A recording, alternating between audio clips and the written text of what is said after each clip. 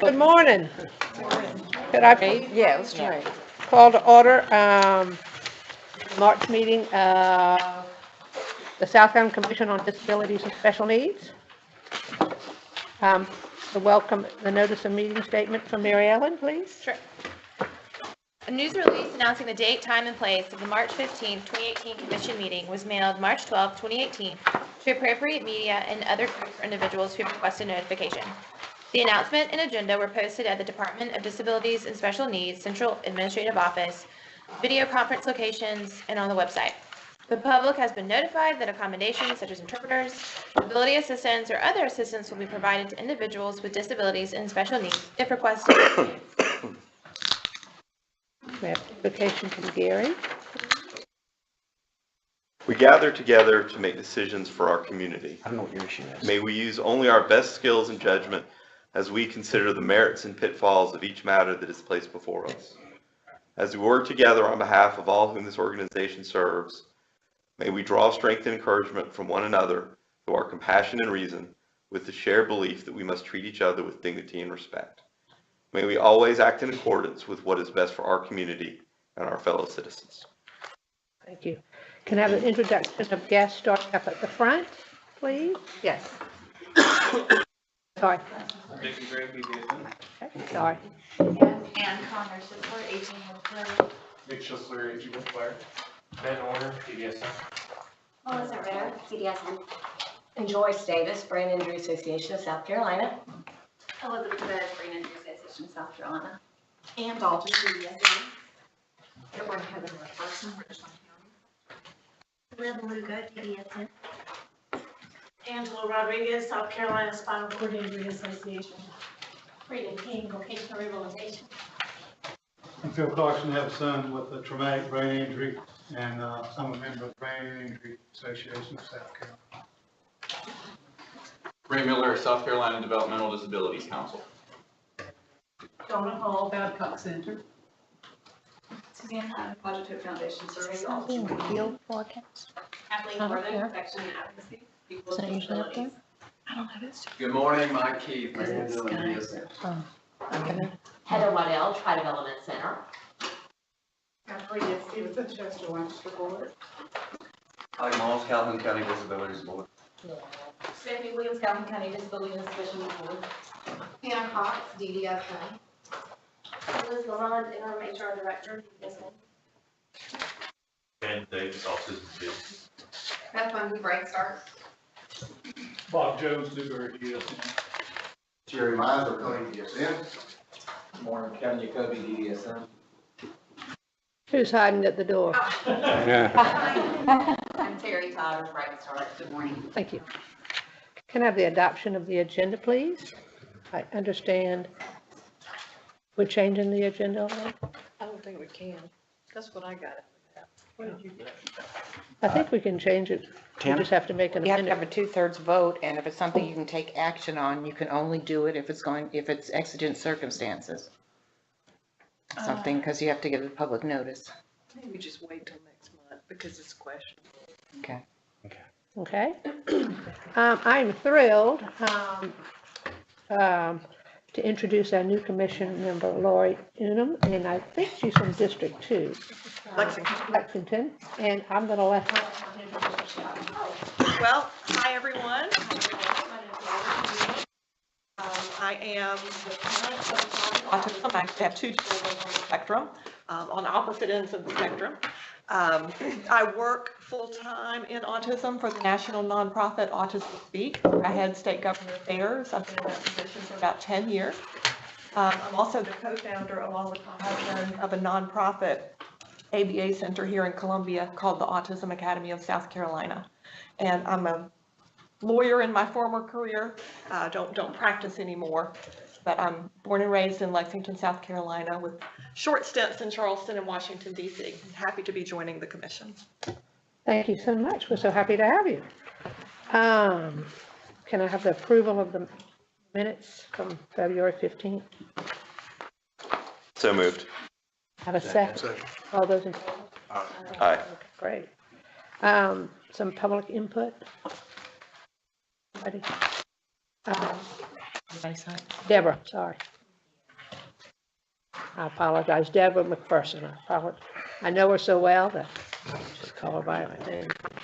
I know y'all get tired of hearing from me, but I continue. In the words of Winston Churchill, those that fail to learn from history are doomed to repeat it. It was revealed at last month's commission meeting that DDSN administrative cost increased by $1 million in FY 2017-18. Last fall, commissioners questioned staff raises given to agency employees who make more than $50,000 a year. I presented information at the October 2017 commission meeting showing that nearly 29% of the state employees making over $50,000 receive raises that average more than 3 times the 3% approved by the state during the past 2 years. These raises range from 4 to 28%, increasing recurring salaries and fringe benefit expenses by more than $300,000 annually. I previously expressed concerns to the Commission that these raises send the wrong message that these upper-level DDSN state employees are more valued and important than the direct care employees who work daily in the trenches. Last month, commissioners asked why administrative costs increased by more than $1 million and whether this increase resulted from the new waiver administration division that was created without the approval of the commission or even notice to the public. Mr. Waring told the commission for the first time that this new waiver administration division may cost between $400,000 and $500,000 a year. Section 442240 of the State Code of Laws authorizes the establishment of only 3 divisions, an intellectual disability division, an autism division, and a head and spinal cord injury division. That law further states that DDSN may be divided into additional divisions provided that those divisions be approved and named by the Commission. This new waiver administration division was created without the approval of the Commission and without public notice or input. Indeed, it appears that the commissioners did not even learn of the creation of the division until after it was established by the former DDSN state director and a dozen employees were hired. It's been brought to my attention that this new division appears to be systematically reducing services provided to individuals with disabilities without prior notice. The only explanation given on notices is DDSN reduction. This commission should be concerned that these decisions to drastically reduce service hours are being made without consulting the affected waiver participants' treating physicians.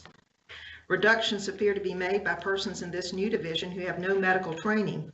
The new division appears to be using an assessment tool that was never presented to or approved by the commissioners. In some cases, reductions seem to be made actually disregarding assessed needs. Staff presented the Commission a tool in October 2012 that was similar to the one being used called a supports intensity scale. The minutes of that meeting show that the commissioners were assured that staff have not requested approval of the Commission for the SIS to be used as a resource allocation model, nor are staff requesting that today. The Commission voted that before the SIS would be used for allocation of resources, it would be first brought back to the Commission for discussion and approval. I'm not aware of the Commission ever approving the use of SIS or any other consumer assessment tool such as being used by the new Waiver Administration Division as a resource allocation tool. Not only are these reductions being made without consideration of the negative medical outcomes, the interim state director has delegated final decision authority to the Associate State Director for Policy, who has no medical training of which I'm aware. The risk of harm to waiver participants when needed services are reduced or denied without medical justification are serious and can be irreversible. These reductions and denials are likely to force waiver participants into more restrictive settings in violation not only of Olmstead mandate to serve people in the least restrictive setting, but also the mandates of the General Assembly to provide the supports individuals need to remain at home. State taxpayers should not have to pay for the unnecessary litigation these reductions without medical justification will spawn, as in the Pseudo case that lasted more than 15 years, costing more than $2 million, not counting what taxpayers have paid to attorneys representing the state. In another lawsuit that has lasted more than a decade, P&A sued DDSN in 2007 seeking to require the Commission to promulgate regulations. Another lawsuit filed that same year was sent back to the Circuit Court for trial last month. Commissioners should consider whether the money spent defending these lawsuits should instead be used as state match money to restore home-based services reduced in 2010 and to serve individuals on the waiting list. Finally, the Disability Coalition of Providers has sent 2 requests to DHHS since November 2017, seeking to bill DHHS directly for ICFID services. Federal law mandates that providers have the option of billing the state Medicaid agency directly, and former DHHS Director Anthony Keck advised former Director Buscemi that DDSN is in violation of this law. The coalition has not received a response to either request. DDSN has spent millions of dollars implementing TheraP, which has the capacity to allow providers to bill Medicaid directly.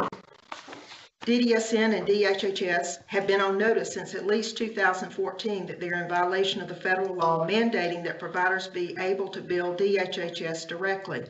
Interim Director Malley's own studies showed that providers are not being properly compensated for the services they provide, especially for services provided to consumers who live at home. Instead of forcing providers to litigate this issue and wasting more money defending practices that violate federal law, commissioners need to immediately take the action of Director Keck directed in 2014 to allow providers to bill DHHS directly. This morning, it was interesting. There was a case of a grandmother who killed her granddaughter with a disability. And there was someone else that posted, a father that posted on Facebook, and he had done a guest editorial, and it was on the hidden toll of constant caregiving. And I'm not going to take the time to read this, but I would encourage you to read this, because there are a lot of families in this state. There are a lot of cases that have been litigated, Rob Levin for one, Brooke Waddle another, that reminded me of what this guest editorial was telling us about. This father, and his picture's here, has a son with cerebral palsy, and he talks about the toll on families. And it's real easy for us to sit there and make decisions looking at papers. It's another thing when you go in and actually, and that's what service coordinators are doing, are actually going in the home and seeing what's going on. So I would encourage more of that and less looking at papers. Thank you very much, Deborah.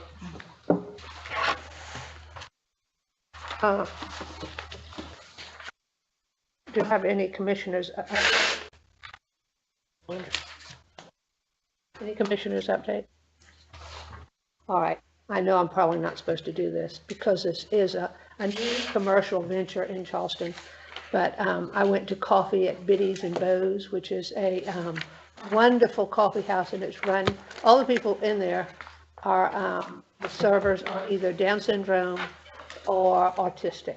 And it is just charming. It really is the nicest, and they got great coffee. So I would, it's on Church Street, right next to the market, and I would, this is the lady who started it had 2 twins. And who with Down syndrome, and she was in Wilmington, and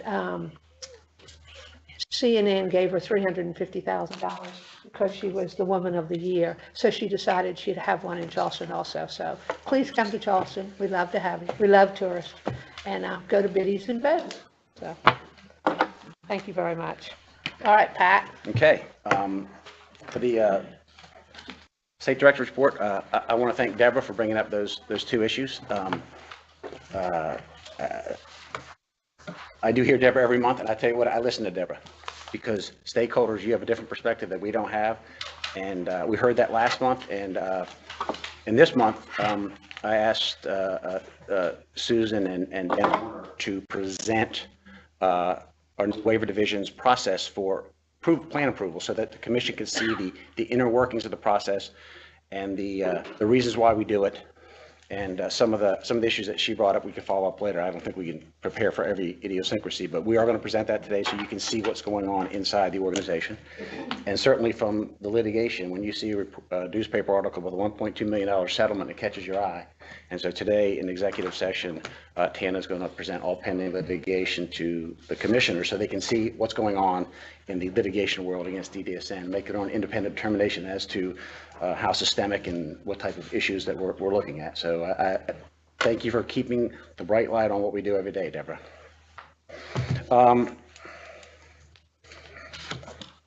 I have an announcement today. I have, this is a governor's proclamation. This is Disabilities Awareness Month.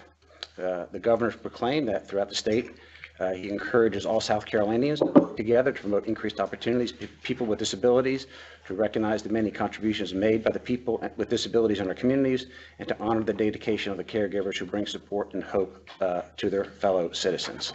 I was at the Human Resource Association's training at Myrtle Beach, and you had, it was sold out, and you had in one place caregivers, presenters that talk about how the environment's changing in front of us with the final rule and the independence, and there's a lot of stress in the system, but I left there with a sense of everybody's moving in the right direction, and we have challenges ahead of us, but when I look at this proclamation, I think disabilities is going to take a big stride in the ID world over the next 3 or 4 years, and it's challenging, but at the same time, I think it's rewarding for people to really see that coming ahead of us, and there's a lot of experience to make it happen. I just think we got to make sure the dollars are there to support it. From this year's budget, Tom will talk about it, but I just want to hit a little bit of it. The House Ways and Means has approved our request for the dollar increase for direct care workers and wage compression. The whole House is going to vote on it this week or next. We had our Senate Budget Committee, and they were very supportive of that same initiative as well as some others, but I think that really resonated with them, so I'm optimistic. Some of the things that we're looking at that we're starting to roll out is, I call it enterprise performance reports. I think one of the issues that we're looking at DDSN is just trust and confidence. And the best way to do that is accountability and transparency and put everything on the table. I've been here for a year. I see nothing that would cause me to feel there's an integrity issue. There's areas to improve, and the more we get on the table and more get people to understand what we are facing and the challenges we're facing, I think it will lower that. So one of my initiatives is to start rolling that out. Today, Susan has the honor to roll the first report out, and there's going to be, it's a lot more data, a lot more condensed data. I think it's better data so that you can actually see how the wheels are turning inside the waiver enrollment process. And I think that process, us going through that for the last 3 or 4, well, probably 2 or 3 months for that, it really illuminated things that by just looking at static reports, I don't think it really drives us to change, but as we looked at the waiver report and see all the wheels that cause us to be successful or less than successful, we start seeing things that we see maybe weren't as important as before that are now important. And one of the things that Susan's going to point on is it takes a lot of different pieces to make the wheels turn, to make waiver enrollment move fast, and we got to make it fast. That's a problem. But one of the things that the collective wisdom brings to the table is, and just as an example as to how this analysis works, is what hit me and some of the discussions I've had. I think Commissioner Unum helped me understand that, you know, one of the big drivers is we have to really fix this respite program because its slowness is affecting waiver enrollment. So we can be over here working all these procedures, but if we don't get that in order, it's hard. So it's a complex thing, but I think our reports are driven to really put the red line over what we have to work on so that every month when we come back, you see what have we done on those 4 or 5 things. And that's our goal here, is to show you where we're weak and what we're hitting on. And we'll roll the rest out over the next 2 or 3 months once we're really good with the data. There's a House Oversight meeting next Wednesday, March 21st. And this has been probably a year of this process, and so I think we're coming near the end, but I'm not sure. And it's about performance measures, and we'll talk to them about our performance measures. And the last item I want to talk about is, I talked about last time, just to keep you in the loop of, we don't have a plan yet, but we are really focusing on high management residential housing and be able to triage those in crisis in 24 hours. There are a number of components on that field, and again, we have to line them up, understand the procedures, understand the math of who flows through our critical list, what does our residential capacity look like, and David, we're going to come out with another report that shows the matching of critical needs list and where they go, and where we're weak and where we need some help, and also put some numbers on how much would it take to at least solve today's problems. So I think that's ahead of us. Part of that is the placement of children in PRTFs, and there's a bottleneck at MCOs that HHS is working on us with. So there's a lot, again, just like the waiver enrollment. There's a lot of pieces to speed that up. It's just not one thing, but our job is to highlight them so that you can see the progress we're making every month. I think that's progress is what we're. And with that said, that's my report. Thank you very much. Okay, Mr. Linnell, could you give me the Finance and Audit Committee report, please? Yes, ma'am.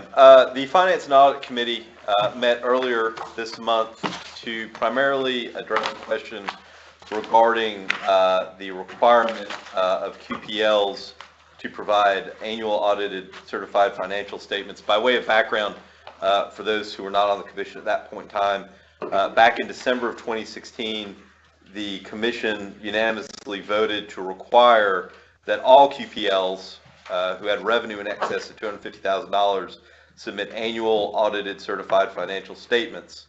That was a requirement that already existed for DSN boards, and the idea was to essentially level the playing field between the QPLs and the DSN boards with regard to that.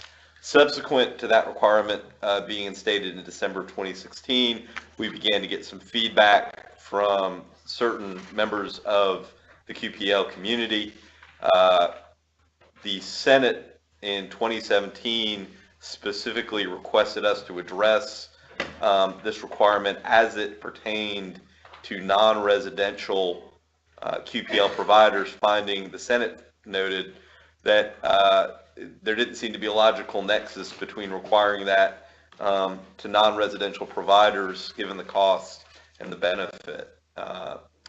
In the committee meeting, we heard from both staff and members of those non-residential QPL providers. I think everyone is in agreement from that feedback that the objectives that we were seeking when we imposed that requirement for the audit weren't being met as it pertained to the non-residential QPL providers, that the expense that was imposed on them was excessive for the benefit that it showed. And it was the recommendation of staff at that point in time that that requirement be removed. Part of that justification of that recommendation was that with regard to these non-residential QPL providers, there were other mechanisms in place, specifically the annual report on applying agreed upon procedures that basically fulfilled the requirements that we were looking for when we required the audit. There was also the element of the amount of contact that was going on between the program managers with the vast majority of those non-residential QPLs. And then finally, the fact that with regard to these non-residential QPL providers, because of the nature of the services they provide, if for some reason one of them was to financially have a crisis and not be able to provide services or just decide to shut their doors one day, it doesn't have the same impact that a residential provider has, in that it is far easier and there are far more assets available out there to pick up any caseload that would happen if a private QPL just decided to shut their doors.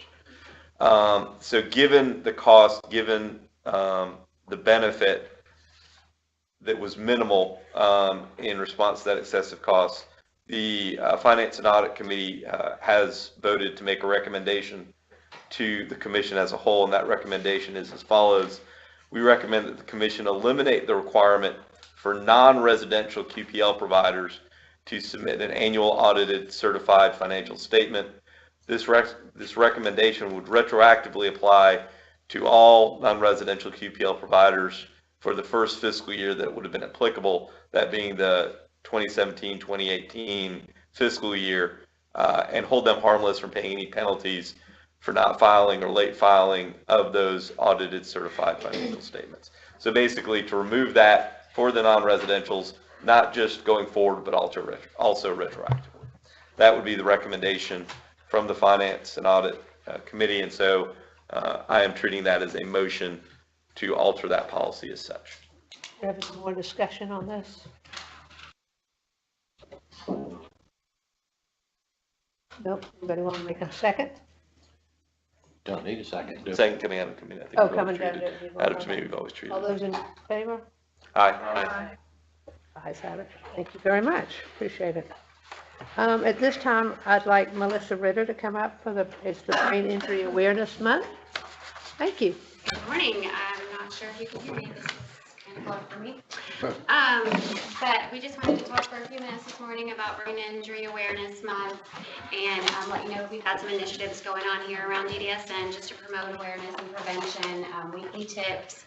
And also we have some other things scheduled, including a car seat safety check later this month for DDSN employees because proper restraints prevent brain injury.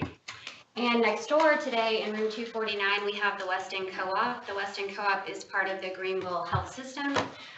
They're a small business establishment and they're set up to provide jobs for past patients with acquired brain injury. So they make jewelry and all kinds of interesting things. Hope everyone will stop by there on their way out today. And also we have the Unmasking Brain Injury Project that is some of the masks are on display here this morning, more next door. And Joyce Davis, who's the Executive Director of the Brain Injury Association of South Carolina, is going to talk to you a little bit more about the association and about the Unmasking Brain Injury Project. Thank you. Hi. Hello, good morning. Just so you know, I sit in this audience just about every month, in support of the commission and the services that the Department of Disabilities provides. I just want to let you know why I sit in this audience. We are a nonprofit organization and we provide several things for people with brain injuries. A few of those things I just want to point out is we provide support to individuals with brain injuries and their families through a toll-free helpline. We answer calls, when people have a family member with a new brain injury, maybe they're in the hospital.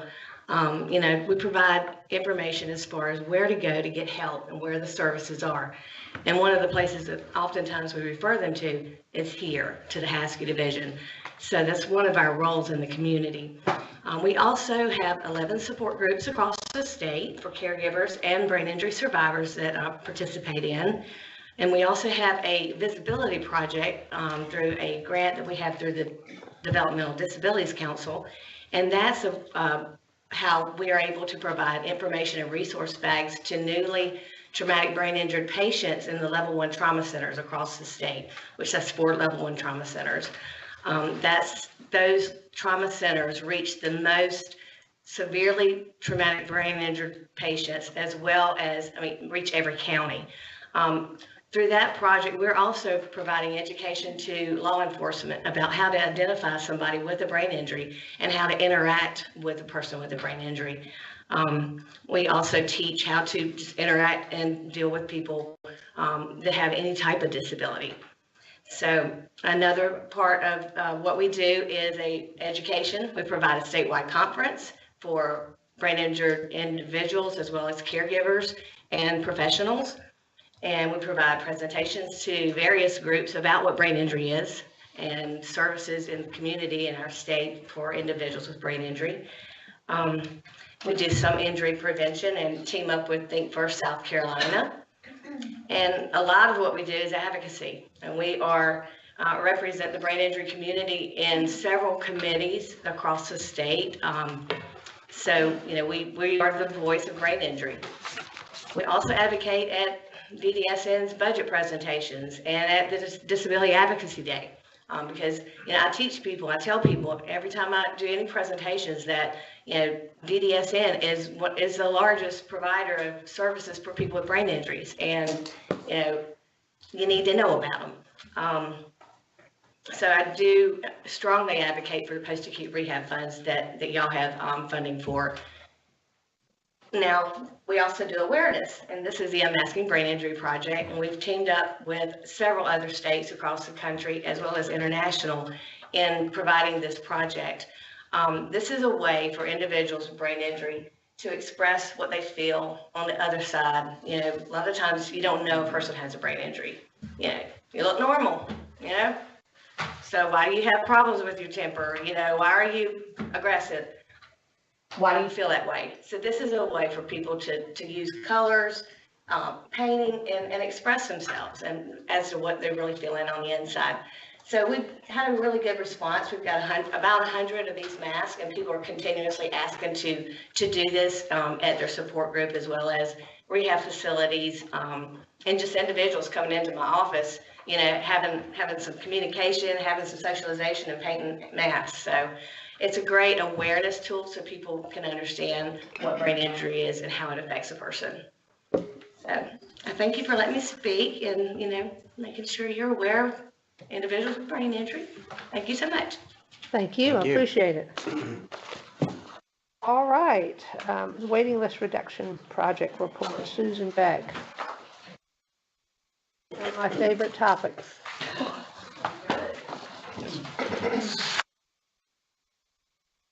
So unlike Melissa, the mic is not too high, too low, usually. Too high for me, sorry. I do the best I can. As Pat mentioned, we have a new report in tab 5 of your binders this month. I'm really trying to dig a little deeper, highlight the really important part, as we try to be as transparent as possible and as fact-based as possible in the information that we present to you as the commission. So bear with me as I run through some of the things that I would hope that you think through as you analyze this report. No, they've got it. Okay. We're not projecting this one because what we've learned in the past is that people cannot see the Excel line very well. But what I'm going to do is lead you through in a little bit more detail which numbers I'm talking about. So if you'll look at the chart, let's kind of go through that a little bit. So first of all, you see it's organized with a lot of different information, and the bold lines horizontally kind of separate this into boxes. So first of all, we're just really focusing on this first box. And if you look under the IDRD column, and then the third row over, available waiver slots, I'm going to talk about that, and then the 3-month number, the 1,185 below that. So if you look at that difference, across 3 months, there's about 129 reduction. And that means at that rate, we would have about 516 a year. You might say, why is there such a slow reduction over 3 months or over a year? But one thing that we've tried to describe over the past few years is just this situation with the IDRD waiting list and the community supports waiting list. There's a high level of duplication, and people on the community supports waiting list, for instance, could already be, in the community supports waiver could also be on the IDRD waiting list. So they're getting services at the point where they're enrolled in CS waiver, and then they get an IDRD waiver slot, then they have to make that decision, do they really want to flip over? Or in some circumstances, we do have people that are in other waiver programs that are not operated by DDSN. So just a stat to go along with that, 22% of the individuals on the IDRD waiting list already have a CS slot. So they're enrolled or they're pending, and so they get to that point and then they can reconsider. So that kind of explains that number a little bit. So if we wanted to get 516 IDRD slots, it would take 516 equal re-enrollments in CS because it kind of moves from one waiver to the other. We've talked with DHHS over the past maybe 3 years about eventually combining and not having 2 separate waiver programs because the services overlap to such a degree. And so we're continuing to work with them on that, but they've had a lot of irons in the fire, so to speak. And so they're continuing to look at that, but it's not an active project at this time. Okay. So that's just one bit I would look at. And then moving to the second box, we're going to focus on row 2, average days pending. So you might look at that and think that sounds like a long period of time from the point of a slot being awarded to trying to get people enrolled into waiver services, because these people have been waiting so long, surely they want the services they've been waiting for. But again, remember that a lot of the people they're receiving some sort of services, whether it's state plan services, whether they're in another waiver operated by DHHS, or they're already enrolled in one of the waivers. So we, of course, want to reduce that number of days pending. That's very important. Pat mentioned very specifically one of the situations with waiver enrollment is that respite services are sometimes hard to access because we have to provide good, appropriate respite service providers, and that's sort of difficult sometimes. And so we've have some efforts in place working with the Respite Coalition, working with how the waiver language is written so that we can open up access to respite services, but we see that as very important. Okay, so kind of going back to the average days pending, of course we'd like that to be short, but you know, one result of that we've learned kind of reflecting is that it's not been kind of the highest priority of providers to get people through the enrollment process into the waiver, because you have, in the scenario of a case manager, they already have a large caseload and they're meeting the needs of people that they're already serving, they're already enrolled in the waiver. And so it kind of goes down on their list a little bit as to how much priority they put to adding additional people to their caseload by getting them through enrollment and all the steps it takes to do that.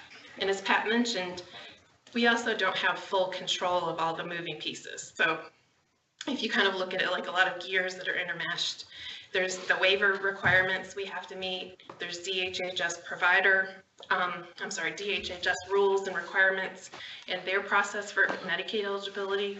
There's a lot of DDSN requirements that have to be met because DHHS has required those. And then of course there's just the provider priority that I talked about.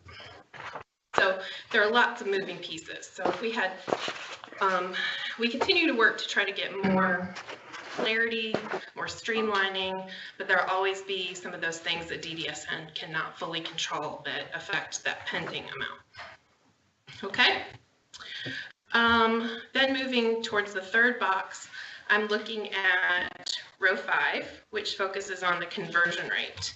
And so you might say, what is conversion rate? So we call conversion rate when a slot is awarded to someone, it's the percentage of time that folks actually then go on and be enrolled in the waiver. So that conversion rate, you would hope would be really high, right? It's not as high as we'd like it to be. And what we find is that the longer folks are out there with a slot, not yet enrolled, the longer it takes, or the longer they're out there, the lower the conversion rate. So they're less likely to become enrolled if they wait a long time once they have a slot. Does that make more sense? So, you know, there are a couple factors why that conversion rate is so low. I've talked about the CS waiver and the IDRD waiver, kind of folks making decisions about whether to stay or to leave. We also have the DHHS operated waivers like CLTC, and then we also have a high percentage of youth on those waiting lists. And so once they get a slot, there are less services in the waiver programs that they need at that time because they access so many services through school, they access a lot of services through the Medicaid state plan. And so when we look at those numbers of the total number of people waiting, unduplicated, about 6,000 people fall into that under 21 age group. So those are some factors to do with conversion when you look at that. Moving on to box 4. This is some math that if you've been on the commission for a couple of years, you've seen in the past when we've talked about how can we go about eliminating waiting lists, because everyone would like the number to be 0, right? Nobody has to wait, free access to service, quick enrollment, you're in services, you can get them, they're high quality, everyone would like that to be. But the numbers really speak for themselves, I think, about why that number is not 0. Because according to our calculations, looking at the 3109 which would be the estimated slots required, and then multiplying out with the costs, it would cost $13 million just to eliminate the current waiting list. That does not account for people coming in behind them, because we know we have that constant cycle. At the current time, any person with a disability or not, any age, could enter the waiting lists. So the numbers continue to grow. And then once they're waiting, and once they get closer to a slot, or once they get a slot and they begin to be enrolled, that's when that number shrinks and you see declinations. So I think that's an important number to think about when we talk about wanting to have 0 people waiting. So I would hope that you would think about that too. Then moving on to box 5, of course these numbers are pretty positive for community supports. If you look at the January 18 number and then follow the community supports column down to 1.2 years waiting. Of course, we'd like that to be 0, as I said before, or just a few months, but that number has reduced significantly as we've taken almost 17,000 names off of waiting lists since these projects began. So those are some things I want you to consider. Lastly, what I'll say is that, as I've sort of foreshadowed probably almost every month when I talk about waiting list report, is we continue to work with DHHS to streamline the process, to question why certain requirements are in place, to revisit past decisions about what we think CMS wants, what we think the state wants. And as I said last week, or last month, I think I used the word climate. The climate's really good right now because we've got great open communication with DHHS. They're very interested in studying these numbers along with us and invested in some of these process improvements. So we continue to work with them on things like the sequence in which we assign slots to folks, the education that's done while people are waiting, how the Medicaid eligibility process works when individuals, as I said, are enrolled in the CS waiver, then they accept a slot for IDRD and are going to kind of flip over to the other waiver program, looking at some shortcuts that can be put in place there, because right now there's a lot of duplication. And then, of course, as I mentioned, re-examining the rest of the model. So we have a lot of work that is in place and a lot of good things moving. We also recently, and we'll put out probably by April 1st, some timelines that'll help case managers have more structure in how they work with families and help families make decisions within a timely manner, because it doesn't really help any of us if a family has a slot and doesn't intend to use it and has a hard time making decision if they really want to move over to a new enrolled waiver, because then that prevents the people behind them from being enrolled. So we continue to work on those things.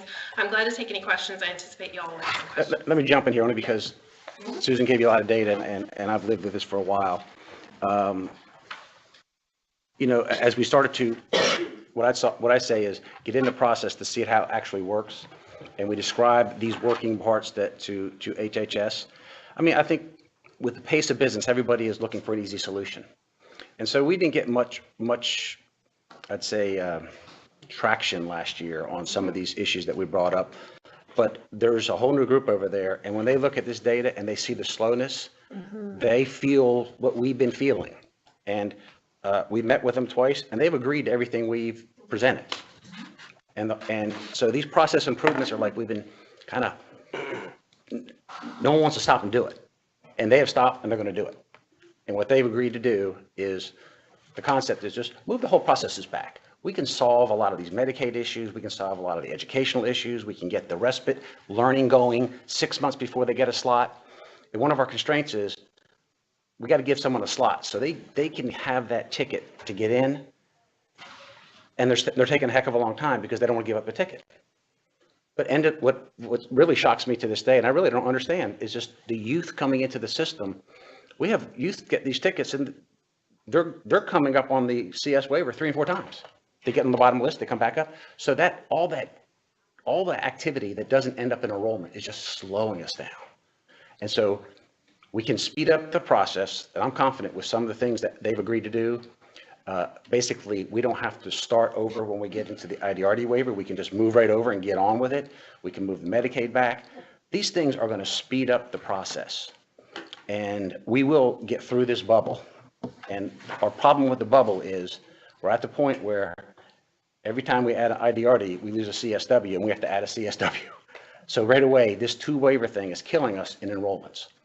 And so as we go forward with a payment system, as we go forward with policies, I think we got to look at these type of issues so that in the future, we don't have some of the sluggishness in the system because of the 2 waiver system. But I don't want to throw the baby out with the bathwater, because the CS waiver, I think, is just amazing, because people can get services, at-home services, up to $14,000 within 1.2 years. And I'm not an expert around the state, but I've looked at a lot of states. You don't see that in a lot of states. So as much as it may be causing us an enrollment issue, it is a great asset to get resources to those needy. So when I look at this, I see this as a capacity issue, and our current math, given the case managers in the field with all of their demands and all the conflict-free case management that's driving down their encouragement to hire enough people, the rates that we pay them drives that down. We can get about 1,200 through a year. That's kind of my math. And we were fortunate to get this big bubble that we've been working through, and we're not through the bubble yet. And when we talked to the Senate, I talked to the Senate before the meeting, and it's like, look, what we have to do for the future is learn the lessons that we learned with whoever came up with the direct care $1 3-year plan was really smart, whoever that was. We need to do the same thing for at-home waivers and residential waivers, so that we build a projection model as to what we can absorb, and then not ask for everything every year, but ask for what we can absorb into the system, so they know we're using the money for the intended purposes. And that I look at this list here, and the conversion rate, other states use the conversion rate. That's their common methodology, because when you look at these waiver lists, people, the 11,000 people in the list have all types of motivations. You can't even categorize them all. And one of the Senate recommendations was to categorize that and understand that. And a simpler solution is just to use math. I can't tell you why they come and go, but I can tell you the math is, we give people 10 enrollment tickets, 2.6 end up enrolling. That kind of surprises me. And I think the main driver there is the youth in the system. There's a lot of youth in the system that already get good services from the state Medicaid plan. So that is something that we have to look at. But there's also other factors in the system, such as people are hanging on to these tickets because there's no respite out there. And once they start the waiver, if they don't line up the respite quick enough, they're out. So they don't want to give up their ticket until they line up a caregiver, but it takes so long to line up a caregiver. So you have all these things that are bogging the system down. And I think we've identified them at the bottom. The only one that's not on there is respite, and that'll go on there next month, because I think we have to start working on that issue, whatever the constraints are. And I guess I just come from a world of risk. Whatever we're doing now, whatever risks or controls we have on it, is slowing us down to the point of not being effective. So we got to look at those controls. And if we have to take some risks on how we do whatever we do to speed it up, I think that's a legitimate option for the commission to decide. Because if we don't get that respite going, I think it just, where's that article? That article, for someone from the outside who didn't understand your industry, that is so critical to the health of the population. So, Absolutely. So my view is we need to itemize these, and you need to see measurements I think every month is a little, we could do it, but I think quarterly you see the movements. But we got to get it moving, and I would be happy if once we get through this bubble, that as we get into next year's budget, we say we need 1,200 at-home slots and we need X number of residential slots, and that they will have confidence, because we will show them the math that we can put them to work in a reasonable time frame, and that once we get some of these systems in place, I'm not saying it's all going to be done in 65 days, but it ain't going to be 720 days. And I think one of the things I see in DDSN, and I'm just going to editorialize this is a very caring organization. We really bend over backwards for the consumers. And so we really don't have a deadline for these slots. So we're giving them a lot of latitude, and sometimes that latitude comes at the expense of people in line. So I think there is that balance. Caseworkers tell us we need a deadline because it helps them move things along. But in fairness to the consumer, there's no reason why we can't back everything up 6 months and give them a long runway before they get the slot. So there's a lot of work to be done there. This is the data. I think it's going to generate a lot of questions, but our job is to give you insight to the process so that you can see the things that are not working. Yeah. And that you can hold us accountable to hammer on the things that we're hammering on. So I'll open up the questions. For Susan. Go ahead. Well, I thank you for that report. And Pat, you and I had some good conversations about this during my orientation. I'll speak from my personal experience because I'm reflected on that chart. My son is one of those who is in between the CS and the ID waiver and has been for a very long time. First of all, I agree with your comment about not throwing out the baby with the bathwater. It does seem to me that there is some legitimate need for a CS type waiver, perhaps for a different population or a different period of time than the ID waiver. My son is somebody who benefited from CS but very much needs to be on ID. It is unbelievable how sluggish and bureaucratic the whole process has been trying to get him to make that transition.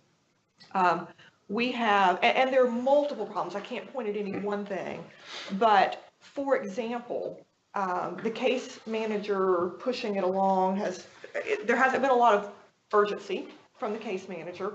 And by the way, we've had 3 different case managers during the period of trying to transition. So we explain everything to one case manager and then she's gone. I get a letter and she's been fired, she's moved along, whatever. So we start all over with a new case manager, and a few months later, she's gone. And so that has been very frustrating in and of itself. You know, Pat, you made the comment about there's no respite out there, and I identified that respite has been a big issue with us. But here's one thing. Our family, and this is probably, you know, somewhat unique, but we find our own workers. So we've got some great people who have worked with our son Ryan for 10 years. In various capacities, PCA, respite, you know, but we found the right people and they can serve a variety of those roles. I can think of one guy that has worked with Ryan for years who was qualified to be his helper, his provider, whatever, through CS, and we can't get him qualified, we can't get through the process to get him qualified to be his helper through ID. And I've said to the caseworker, I don't want you to transition me to ID until the person who works with Ryan can be qualified to be paid through ID. He can be paid through CS right now. And if you transition me before he is qualified, that guy's still going to work with Ryan every week. And so I will have to pay him privately if I get transitioned before he is qualified to be paid through ID. So as part of the improvement process, I mean, you wrote in here, you know, not starting over the enrollment. The family shouldn't have to start over, but the people who are providing services also shouldn't have to start over. I mean, he's been with my family for 10 years. I know him and trust him, and he's passed so many tests. Why does he have to start all over because we do new paperwork and move to a new waiver? Amen. So that is the kind of issue that I'd like to see addressed. I mean, I don't know what you do about all the case manager turnover. I mean, apparently their workload is, I assume, way too high, or they're not paid enough, or whatever. I don't know, but just that amount of turnover has been very, very frustrating. So I look forward to working with the department to help it, because we're living it right now, help identify where some of those delays are. Oh, thank you for that example. But I guess we just have to have a posture that systems have to work. And if we let complexity of government, and sometimes we make decisions for, I mean, people are making logical decisions, but it's kind of like the tax code. People in different agencies make different decisions that land. And when they really take time to focus on them, we can kind of unwind them and speed them up. The problem is you got to get 5 people in a room to do that. And I think we got to forge through that resistance. And I can tell you, since HHS has looked at this data, I think their eyes are open. Do you agree, Susan, that they see the problem? And I think when they sell the 26% conversion rate, which means 74% turn our product down, that's a clue. So I think those are the things that energize us and help us get to yes on those issues. But also, I think we have to have a risk perspective. Is all the things that we do for independent respite, I understand all the liability, boards and hiring, whatever they are, there are other ways to do it that may create a little risk. But I think we need to have those options in front of us, and we understand the risk, because we may say yes. If I can go from 9 months to 3 months for respite, and our risk is this, we may want to pilot it and try. But I think we have to get to those points where we're giving you the options and the risks, and because I think people are ready to assume more risk. And I might even say it may be a perception of risk, but I think we got to get into that level of detail to move the ball faster. I agree. Susan, I have one thing. I think all this is wonderful. I still like this critical list, the kids. Critical list. And I don't see it here. Let's talk about that. Oh, you're going to talk about it. Go ahead. You want to talk about it? You're going to talk with me about it? No, the critical list, Susan said, put that on there because even Well, once I just keep a list of it. And what we're going to do Okay. is we're going to give you a separate critical list. Okay. Because this is the way, the critical list goes to the high management issue, which is this critical list, which is 110 a month, David. You know, again, it's very like the waiver. We need to solve a problem. You have to understand the inner workings. Right. And as we're doing the analysis of the inner workings, what we're finding is that 110 people is about 65% high needs people. Right. 35% are not high needs people. And there is vacancies within the system that absorb them pretty quickly. Yeah. These people, vacancies are very, very narrow. And these are the people that end up in crisis. And these are the people that we have literally 17 people that should literally be someplace safer that they're not because we don't have a spot.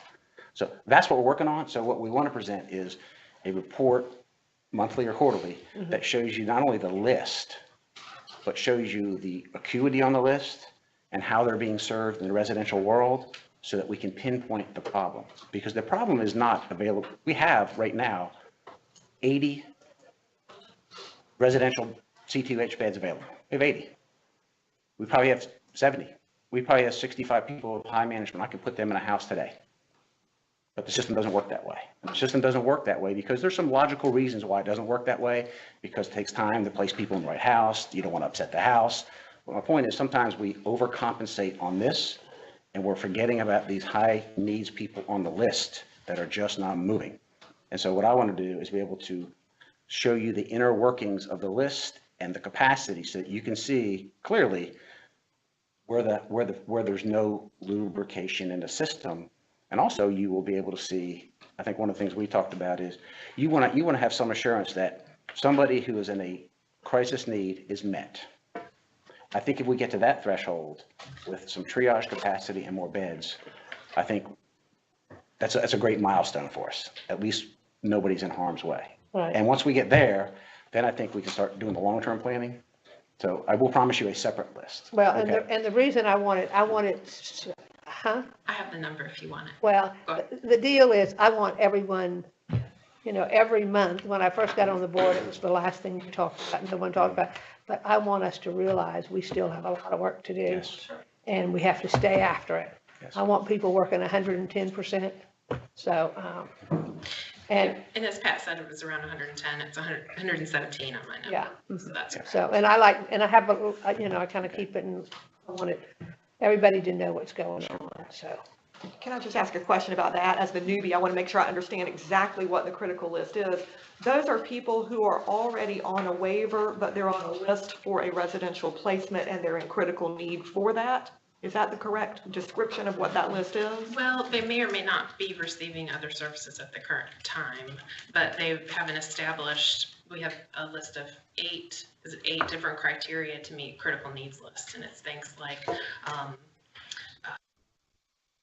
homeless, caregiver is in an imminent situation of not being able to take care of you, things like that put them in an emergency situation. Say like a parent has died. Yes. So that's what makes it critical, but the list is they are waiting for a residential placement. Usually. And they're already, you said they're not necessarily receiving services, but is the issue that there's not funding or the issue that there's not a bed? I mean. Let me answer this a little bit. This took me a while to understand, so I'll explain it from my learning experiences. Residential housing is not a preference or a desire. The only way you get residential housing is if you have a critical need. That is the gate. So right away, you ask the question, the residential capacity that we have, the only way into it is if you have a crisis. And generally the crises are 2. One is high needs where the family can't, I'm looking at David, he's my guru here. where the family can't just support the needs anymore.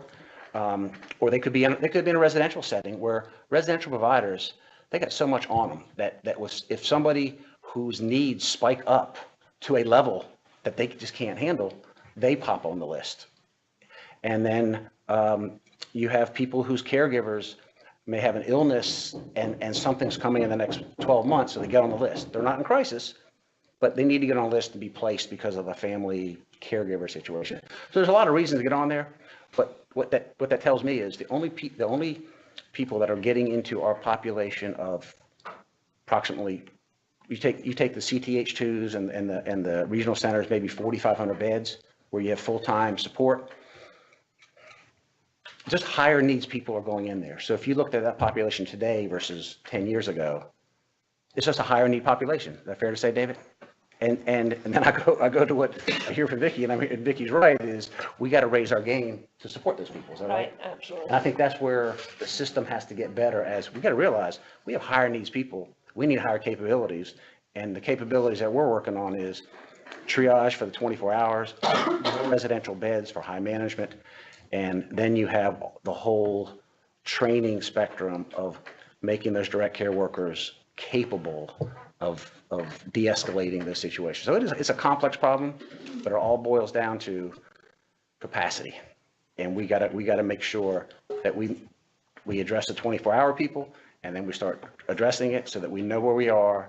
And I just, from a budget perspective, I think we're more compelling in a budget situation when we can show the need more vividly, and that's what we're trying to do. I have so many questions still, but maybe I need to study it a little bit more because I don't know the residential world personally. So pardon me if this question is dense, but if you're on a waiver, if you're on the ID waiver, one of the services you can get is CTH or whatever the residential designations are, right? So what is the law or policy or regulation that says you can only utilize that ID service if you are in crisis? That's one of the provisions in the waiver, right, Susan? The waiver is a very complex and lengthy document that basically is an agreement between the state of South Carolina and the federal government. This is how you use Medicaid money to provide services to this population. That's one of the provisions, and the federal government did agree that the state can limit access to residential services based upon urgency of need. And all waiver services are provided based on assessed need, and so it's how that need is defined. Okay, so all right, that makes sense to me. But, you know, in my travels around the country, talking with autism families in particular, you don't have to have a critical need or reach crisis in order to take advantage of your residential waiver services. Different states have different criteria that they use, and again, each state has to negotiate with the federal government to do that. Obviously, you know, one of the reasons why South Carolina's got pretty, you know, the bar is pretty high, it's financial. Right. You know, residential services is by far and away our most expensive service, and you can serve more people if you can provide supports in the home as opposed to out of the home. And so we've, you know, really focused on trying to get as many people served in their families' homes as possible. That's kind of been the agency's emphasis for decades, really. Okay, that's something I'd like to explore further because, again, coming from the autism community and talking to folks around the country, you know, people, my friends in other states routinely ask me, is Ryan going to move into a residential placement at 18 or 21? And I say, I'm not about to commit suicide, so he doesn't have a residential option. And they say, what? Yeah, I mean, that is it. It's routine to, if you have a child with needs, to be able to.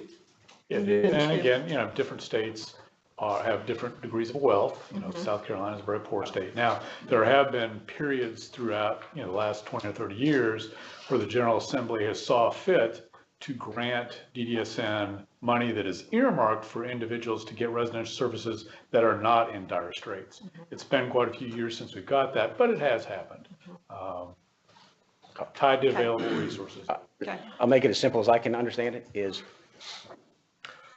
Waiver service is an optional service by the state. Every state designs its own package. Our package is this. Right. And you compare it to other states' package. California, if you're in a waiver, you have a right to residential housing. Right. Okay, so they decided they're going to commit this. So these are all what I would call funding issues, strategy issues, principal issues. And I think as we're going into this rate study and payment system study, the time now is to think about these policy, strategy issues, because we can address them, or at least have a strategy to address them.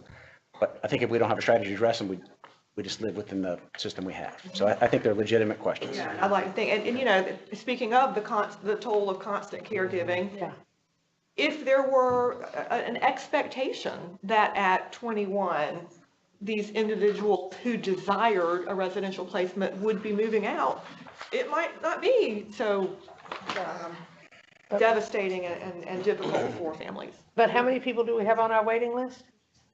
Unduplicated, almost 8,000. Yeah, so we have 8,000 people who get no services. Could you explain to me, because I can't get it. You've got 80 beds that you could fill, but you don't, why can't we fill them?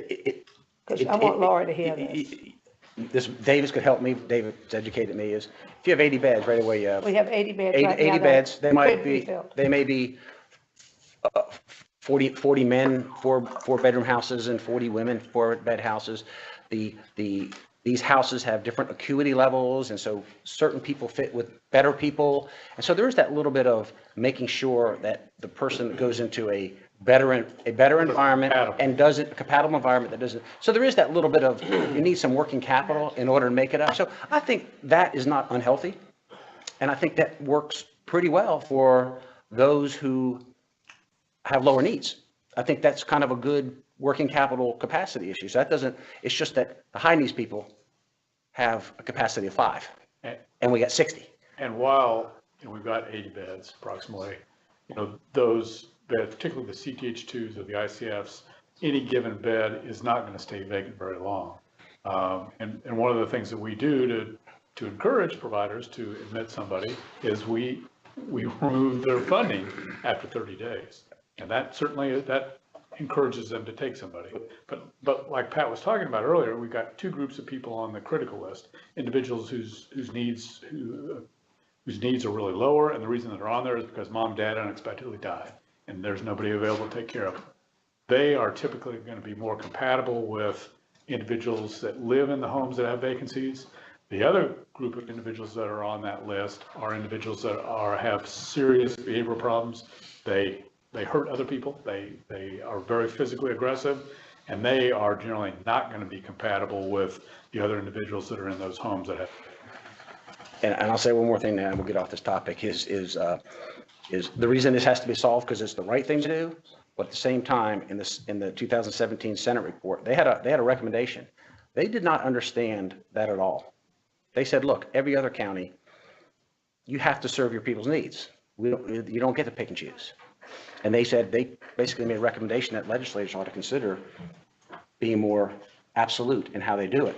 I'm not saying that's the way to go. All I'm saying is we got to do something about it because you're starting to get that pressure or observations as to, you know, you just can't look for the easy button. You got to solve this thing. And so that was their view. And I thought it was a pretty, You know, I just want to, one of the things that we have to do better at is when the General Assembly comes up with a substantial amount of money, as they have in the past few years, to use for the waiting list.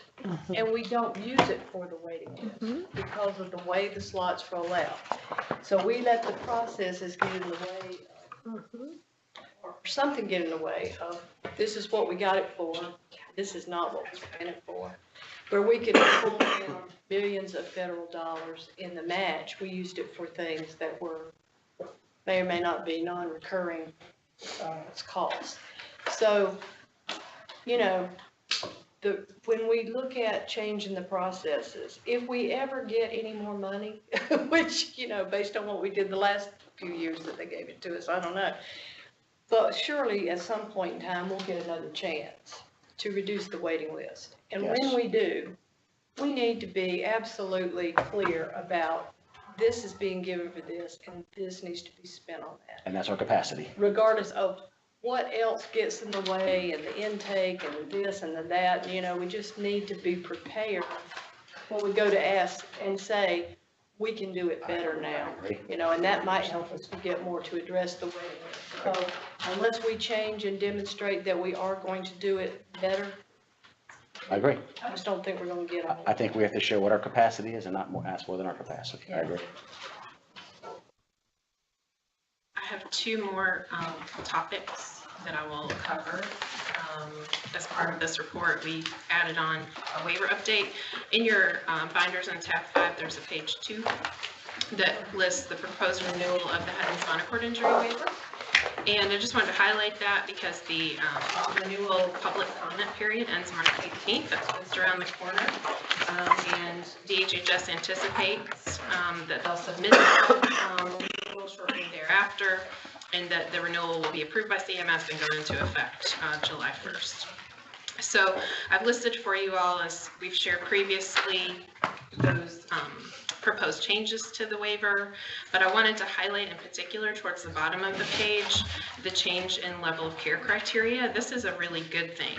And I think when people see changes in criteria, they generally think, oh, it's going to be more restrictive and people could potentially not be able to access services. And I want to just put that to rest. That's not going to happen, because what this actually does is open it up a little bit more. This change in this level of care criteria opens it up a little bit more, and I'll describe it in this way.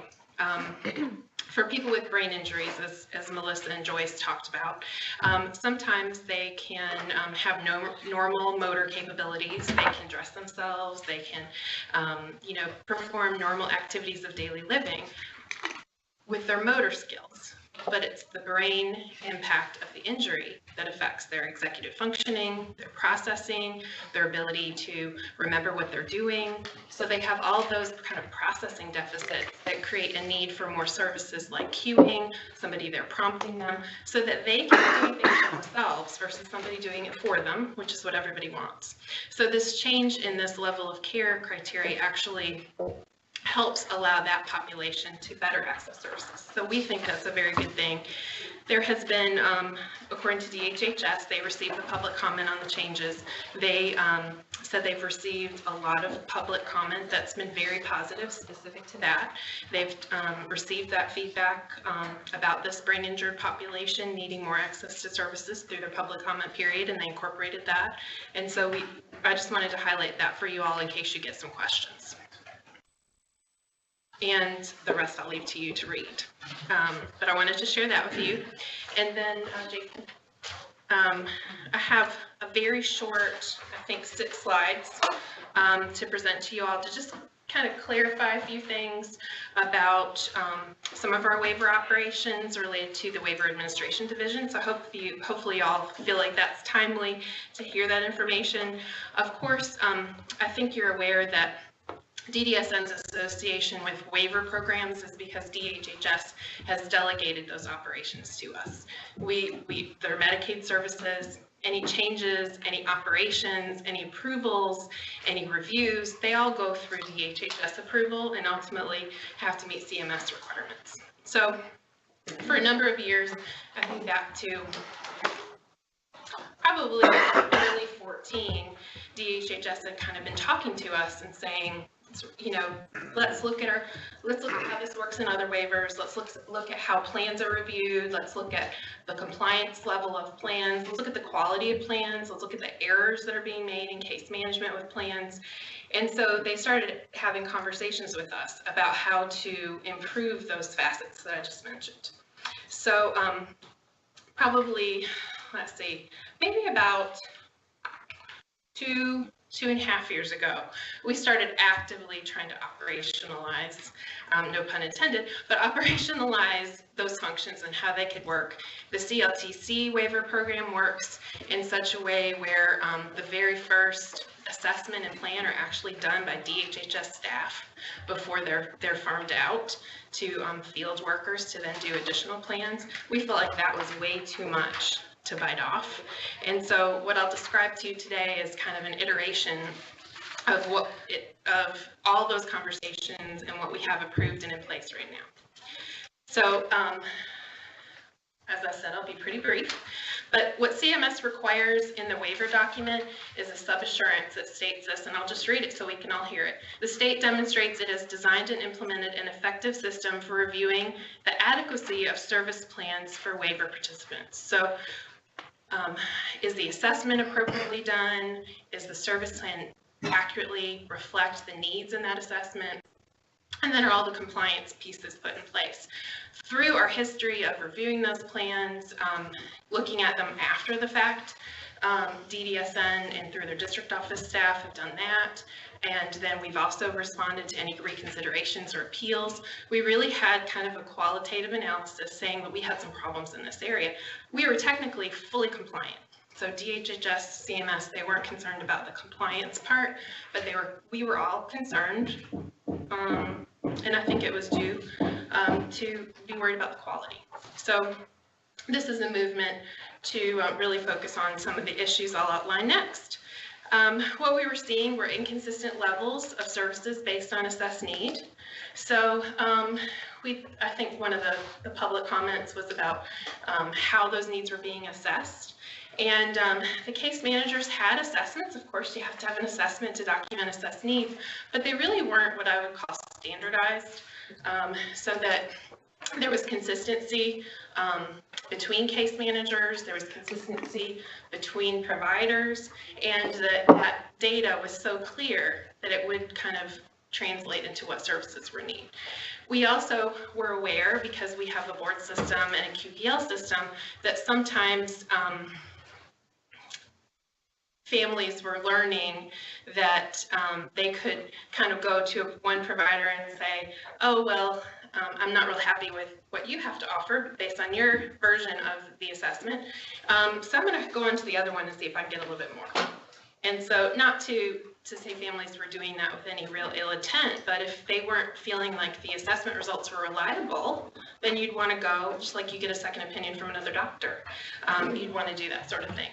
And then, as kind of the first bullet, going back to that standardized tool a little bit, if you don't have a tool that really helps delineate what the needs are, and you have a little doubt yourself, well, then you err on the side of the person and give them all the way up to the cap, and let it fall out somewhere else. And so that's what we were seeing with case management too.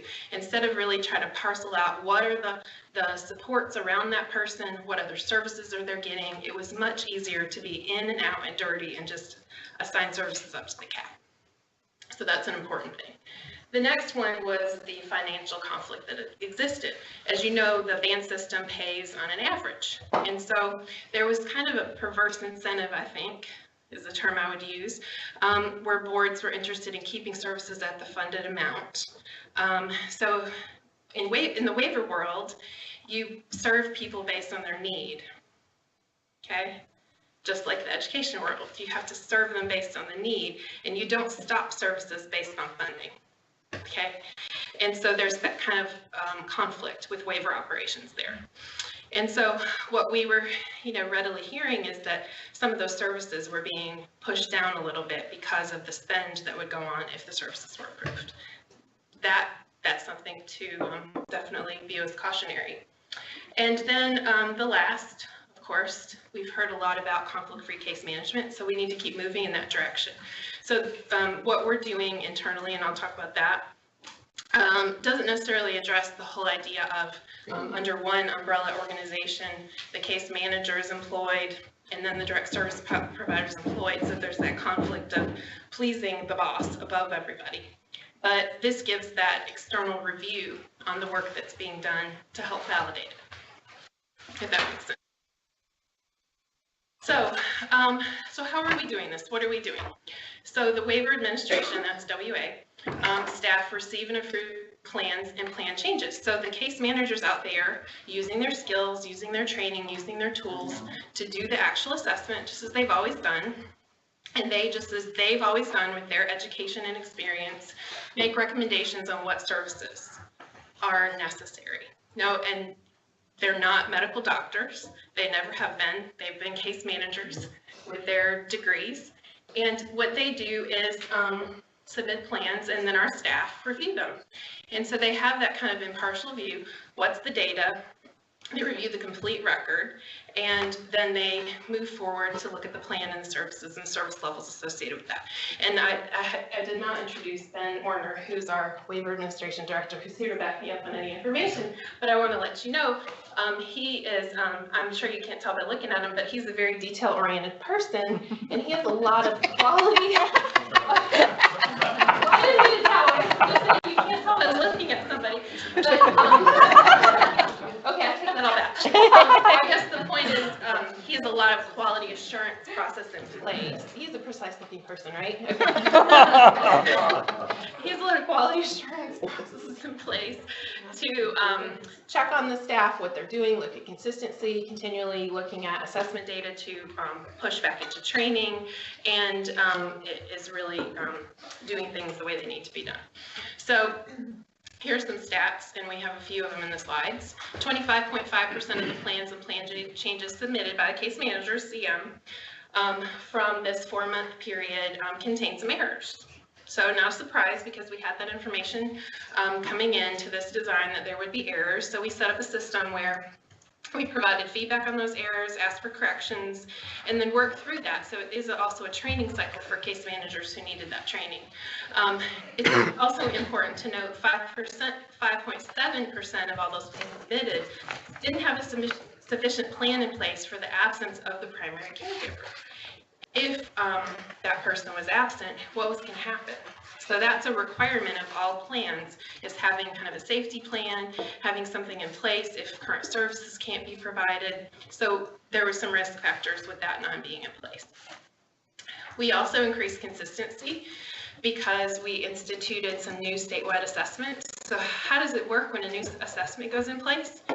First of all, we ask, is it a Medicaid service? Yes, it's a Medicaid service because it's a waiver service. And so what that means is that DHHS has to approve it. So it's a waiver assessment approved by DHHS, compliant with CMS. It's not a acuity-based financial assessment. It's not a DDSN assessment. It's an assessment DDSN's using because DHHS says you must have assessments, okay? So what would be important is to take feedback from stakeholders, feedback from DHHS, look what other states are doing, look at pitfalls, look at strengths, and try to incorporate those. And so that's actually the model that was put in place to put into place new statewide, more standardized assessments for personal care, attendant care, and respite. And then, of course, as I mentioned in the last bullet, as required by the waiver documents, all changes were approved by DHHS because that's where the funding comes from. Of course, you need to be compliant with that. So how does this work? So plan review is done. And then information on how that stands is sent to the case manager. And if there are errors, like I said, they correct them. If there's any sort of need to get more information to substantiate the need, that's part of the cycle that Ben Orner's group works on. Waiver Administration Division works on. And then if a family is unhappy with that, it follows the standardized procedure to request a reconsideration to DDSN. That's always been the case because DHHS won't want it that way. I mean, in some states it may go directly to DHHS for appeal, but in our state, our DHHS said instead of everything going to appeal, kind of have that intermediary step where reconsideration is done here. So we take the information, we review it, and we go right back to the manuals, we go right back to the data and try to replicate the decision, and we ask more questions. And in some cases, when reconsiderations are submitted by families, they provide additional information. And that's exactly what we want. Nobody's interested in reducing services. They're really trying to look at the assessed need and then match it to the services. And then who does that review? I'm sorry, who does the internal DDSN review? The reconsideration request. That's done in coordination with the policy staff that have not been part of the prior plan review because they're managing the policies and they're managing. We also staff those in some situations with DHHS staff. And then the authority for that reconsideration at the current time, as Ms. McPherson has stated, has been delegated to me over that area since we have an interim. And that was according to regulatory requirements. That's a legitimate thing to do. So we're doing that. I have some data on those reconsiderations too to share with you. So I wanted to explain that process first. So in this period of time, this 4 months, the waiver administration staff has completed 8,802 reviews. 95.7% of those were approved, and then 4.3% of those had some sort of denial or reduction. And remember what I said before. With lacking a standardized tool, what happened is that case managers often would approve a level right at the cap, the maximum, without having good kind of metrics to go along with it. And so some of those things are what we're seeing. And then kind of following that line over to the right, after the denial of the reduction, there were 20 reconsideration requests. Of those, 5% were denied, and 0.23% of the total reviewed. So I'll say that again, 0.23% of the total reviewed plans went through the reconsideration process, okay? And then that's the breakout there. 10 were overturned and approved due to submission of new information. Again, that's what we want. If there's more information out there that hasn't come to light yet, we want to do that and overturn it.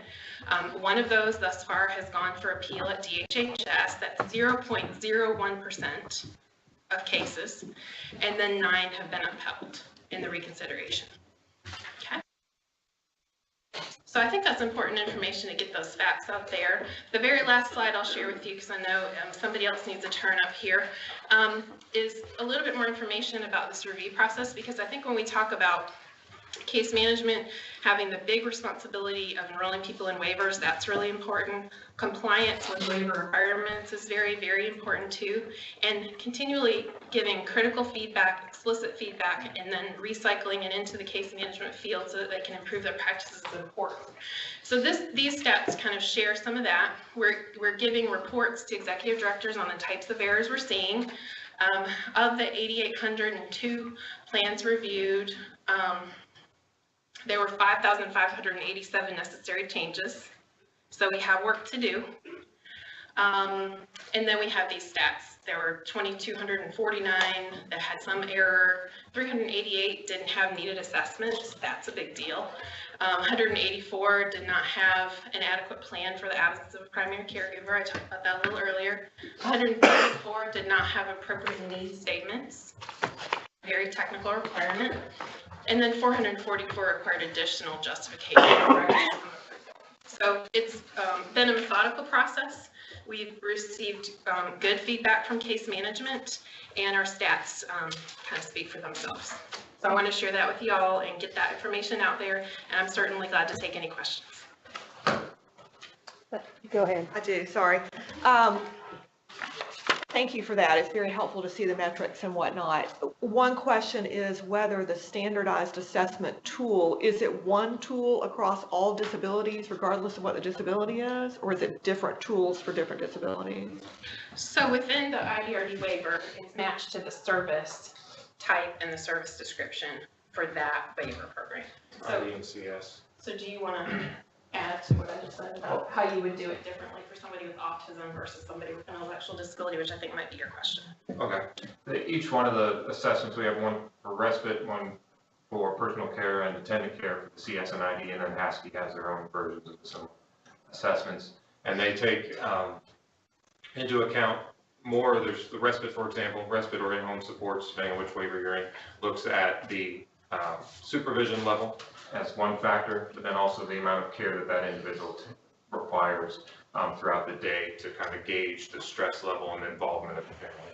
So it takes those two factors and put them together to end up with a sort of a metric at the end to give the assessed hours of care.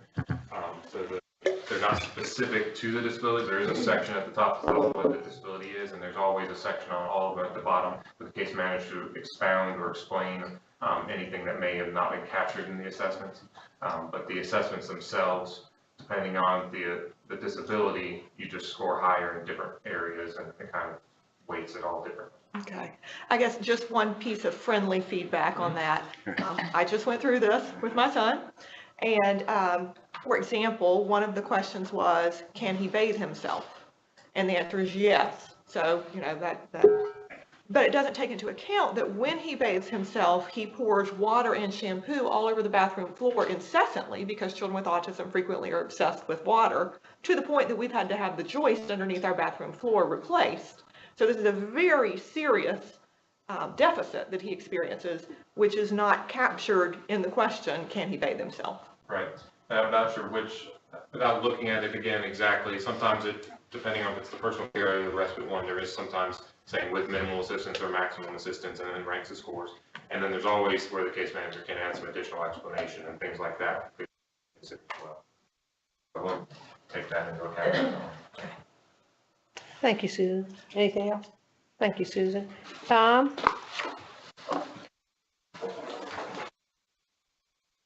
What's the budget update? We're in tab 6 of your binder, and I'm going to give you a quick update on where we are in the budget process for 2019. The 2019 state budget is through the House, with the House voting out the spending bill last week, or this week. Now goes to the Senate, with the Senate Finance Committee taking up the spending bill next week. The House version fully supports department's funding priority number 1, or the minimum pay of direct care workers at a $12 an hour rate, which is a $1 increase from the current $11 rate, which is almost 9% pay raise for the direct care workers. Additional funds were also allocated or awarded for progression pay for employees who have been in long-time employment, 5 years or more, in continual services. That money will be a part going forward into the Senate debate as well.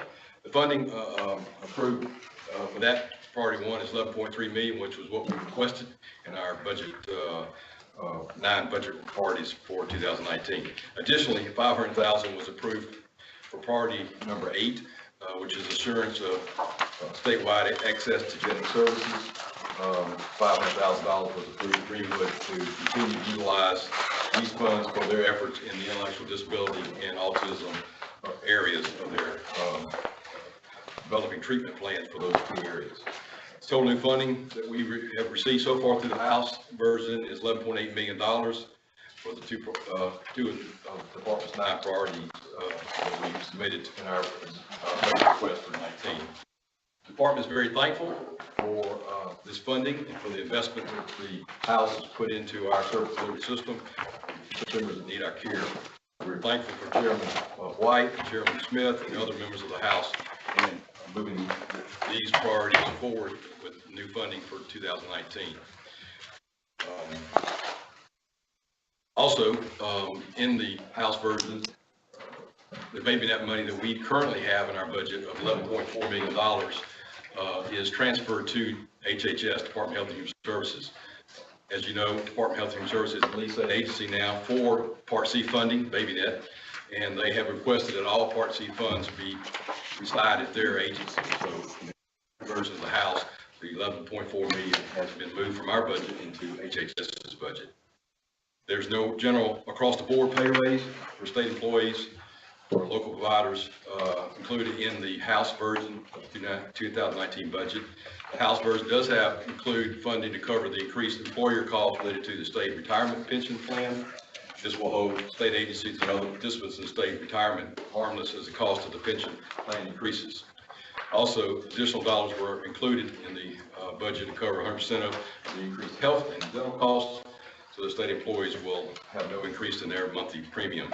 There will be a small increase based on the House version for the deductible and co-insurance payments that are required by the employee. As Interim Director Valley stated, he presented to the Health Subcommittee, Chairman Alexander's committee on March the 7th of the Senate Finance, and presented the department's priorities for the 2019 budget. So now the budget goes forward to the Senate, and the Senate Finance, like I said, starts the debate next week. Then the Senate will take it up sometime in April, and then eventually we'll go to a conference committee, and the 2 versions of the bill between the House and Senate will be worked out, and hopefully we sent to the governor by the 2nd week of May, so it'll be voted out and approved. That's where we are currently in the budget process.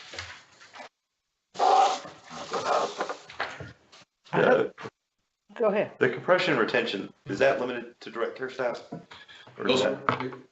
It's to our whole system. I would think that's how we did it last time. So based on, we gave them flexibility, gave providers flexibility last time. It'd be up to how we rolled it out this time, but we gave flexibility. They came in with a plan. If you wanted to give people that were 10 years or 15 years, you might have given them a higher percentage than the one that have been there for five years or 10 years. So we rolled it out and let the providers give us back their feedback on how they wanted to implement it. Because obviously, once we get past the direct care staff, the next group that we're going to get. Case managers. They're the case managers. I mean, because they're drowning right now. Yeah. One of the reasons why I have so much turnover is relative to what we're given to the direct care staff pay is not, their pay is not keeping up the same way that our direct care staff. I mean, I think that's going to be the next crisis from a salary standpoint that we're going to have to confront pretty directly. Anybody else have any questions? Pat, are we gonna get any better luck on the Senate side? I think they A were little bit more money? very receptive. Okay. We keyed in on Hope so. priority 2 and 3 as well. Yeah, they were very receptive to Very that. receptive. Okay. There's a couple of new things in priority 2 that we need funding for. Yeah. Some initiatives that we need funding for, so hopefully they'll get us some dollars for those initiatives as well. Okay. Financial update, Tom, you want to continue? Tab 7 in your booklet is our financial reports for February 28th. And the first report is our cash operating account, 4 operating accounts that we operate. I'll give you where we are in each of those 4 operating accounts. Shows our revenues received in each of those 4 accounts and expenditures. Revenues through February are $521.5 million that the department has received or has in hand.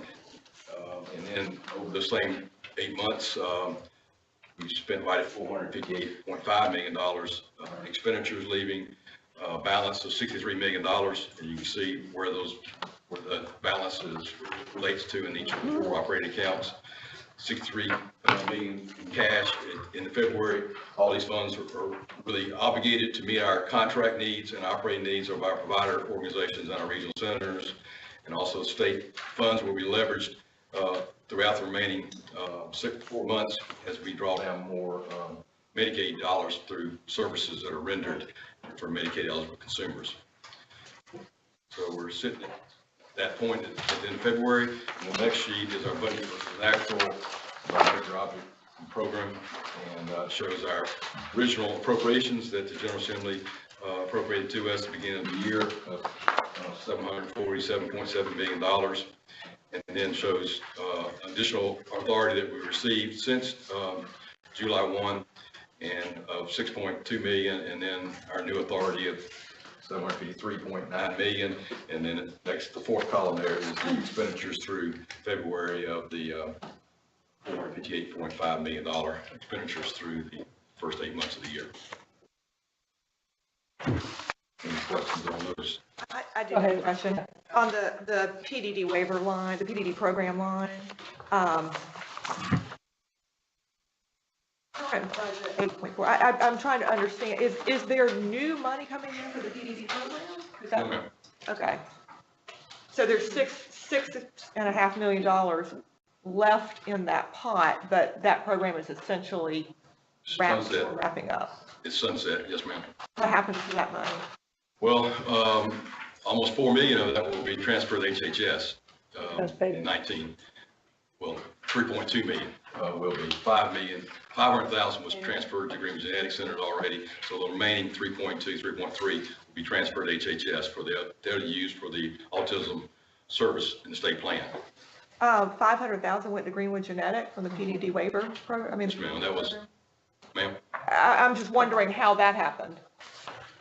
It's happened because it's been going on for a long time.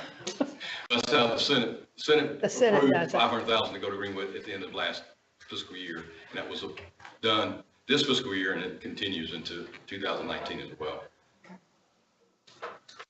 They have, basically, it's a pass-through. It has nothing to do with us, but they pass it through DDSN to Greenwood Genetics. Okay. I've And they provide asked services. about it forever. But finally, basically, someone said the Senate needed a way to get it to Greenwood Genetics, so they give it to us and we give it to them. Okay, and, I'm not objecting to the work Greenwood Yeah. Genetics does, I'm just curious, like, if it was allocated for a PDD program, how did it end up going there? No, that's basically, it's a pass-through. And that's the way it was explained to me, because I wanted the money for us. And they finally said, Eva, just forget it, it's a pass-through.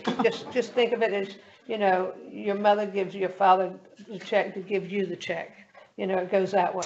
And I'm also just wondering if there is this money remaining in the PDD program bucket.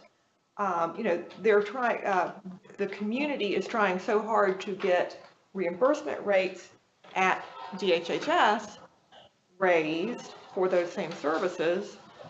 That money that's no longer needed to operate the PDD program go to raise the reimbursement rates. I know, you're not the Senate, I realize, I'm not. He looks like a senator. Thank you.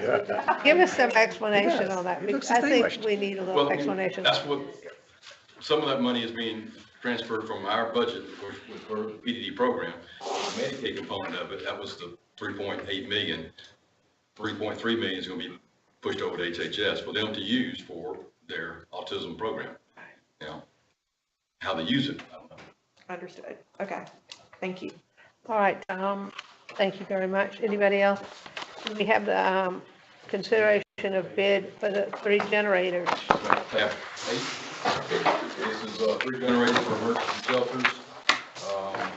This is the final phase, 4 phases that we've brought to you over the last year, trying to get generator capacity in our community program areas, large shelters where people can come in case of ice storm or a hurricane and be housed in one general big area and take care of their needs in that local area of the state.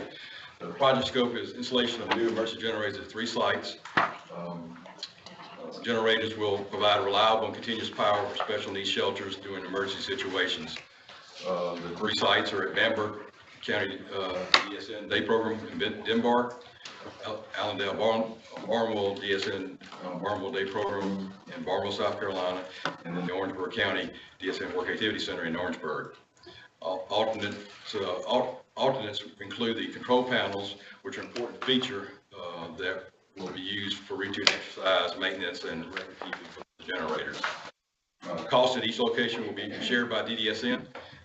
We will pay the 25% match required. FEMA will pay the 75% through the federal grant that we received back in February of 2017. DDSN is a subrecipient of the FEMA grant award from the South Carolina Emergency Management Division. Bids for 2 contracts were received on Tuesday, March the 6th. Staff recommends that the contract be awarded to D&B Electric Incorporated in West Columbia, South Carolina, to include the audit as well for a total price of $442,591. We've been doing business with D&B Electric Incorporated on a previous project and feel like we're a responsible provider. As for your approval of these 3 generators. Do I have a motion? So moved. Second? Second. All those in favor? Aye. Great. All right. Consideration of Yes, ma'am. Tab 9, and for your review and approval of 4 community residential facilities that are no longer needed and are available for surplus. Upon your review and approval, the department will work with staff at the Department of Administration, the Joint Bond Review Committee, and the State Fiscal Accountability Authority to complete the approval process. Once the property is fully approved as surplus property through all the involved parties, DDSN will move forward with marketing and selling the property, and the property will be sold at or above the appraised value. We'll take each of these up for a vote since there are 3 different sites, I guess. The first one is the need for review as the commission to surplus DeHay CTH2 and its attached garage, SLP1 in Berkeley County. DeHay is a 4,000 square foot existing home with attached 2-story apartment purchased by the department back in 1983 in Moncks Corner. It has very functional and efficiencies right now, including multi-level interior, steep front steps, an aged roof, and HVAC systems.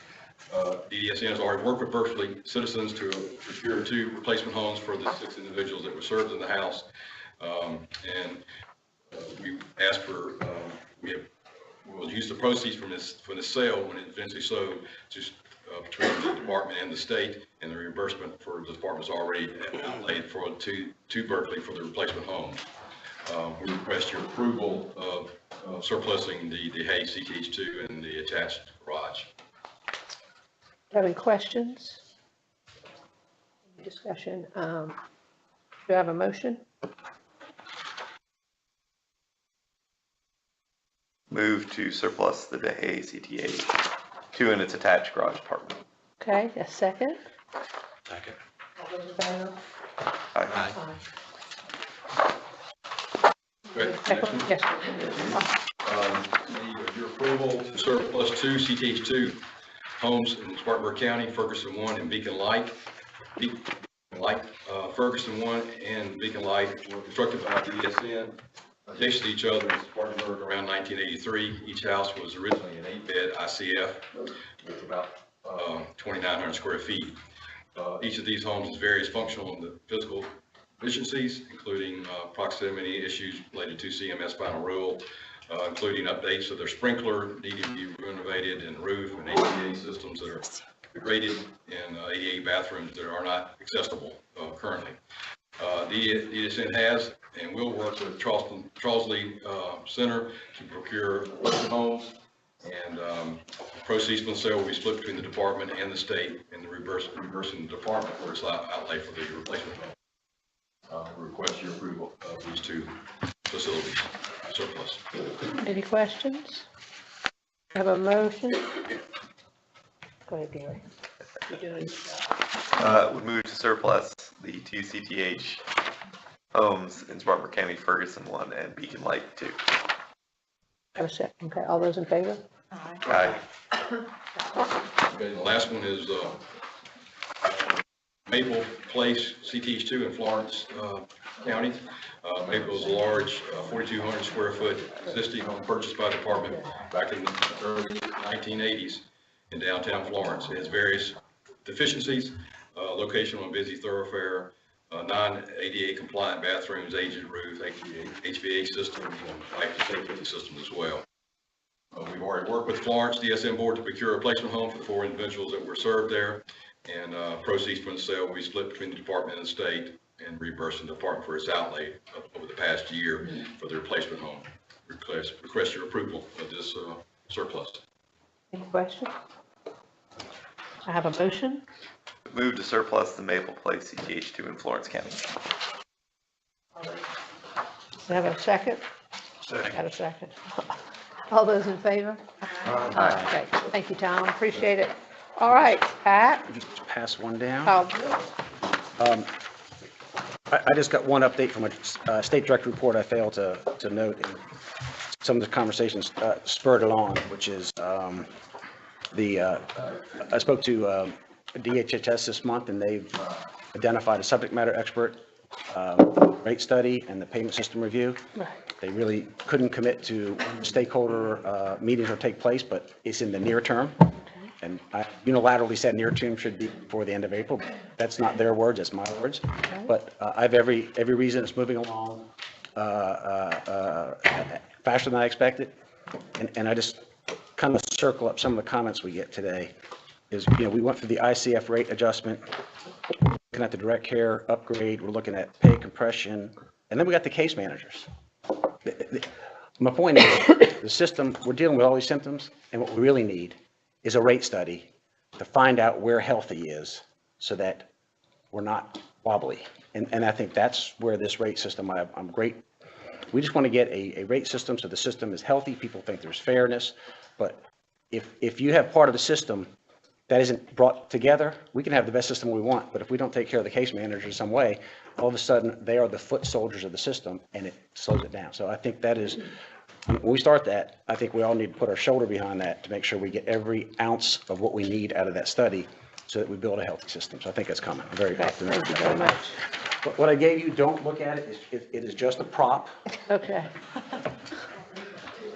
I'll take too late. I know, I'm last because I know Chairman Ravenel, we're already past her limit, so I'll. No, you got 10 minutes. I just want to take, I want to take 8.5 minutes That's to fine. bring Go something to your ahead. attention, only because this is what's I coming. started late. I think what I want to do today is this to impart to you, this is coming, and just to, in my opinion, it is such a critical role of what we do going forward. And sometimes with all the complexity we operate in, we forget there are some things that are more important than others. And in my opinion, this is one of the most important things we're doing because it plays into everything else we're doing and what we've been through in the last couple of years.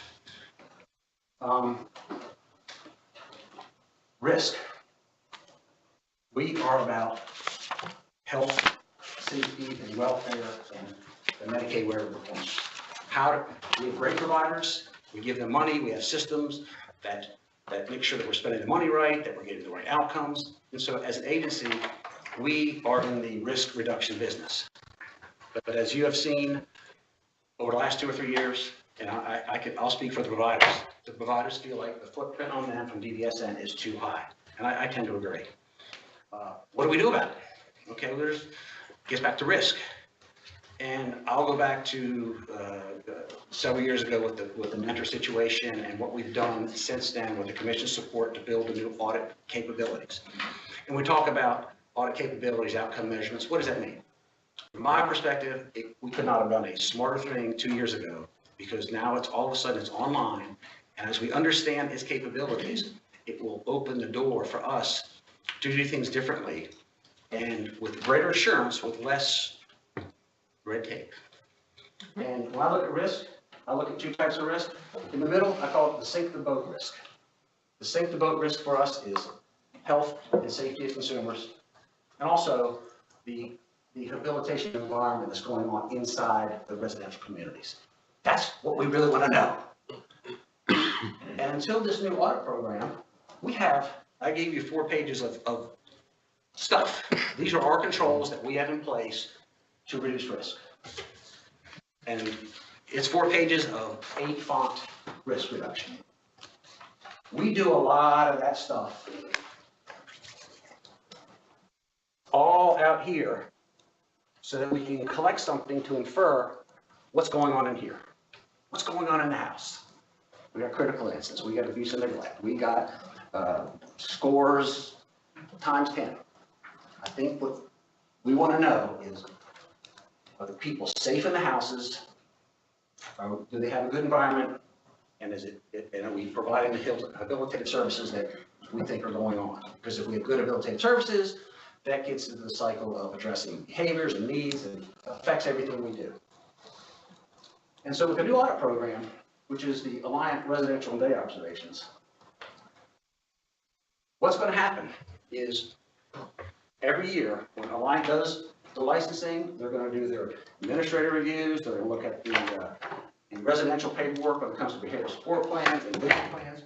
But what they're going to do is if we have approximately 1,000 residences out there, 25%, 250 residences, which is 20 a month,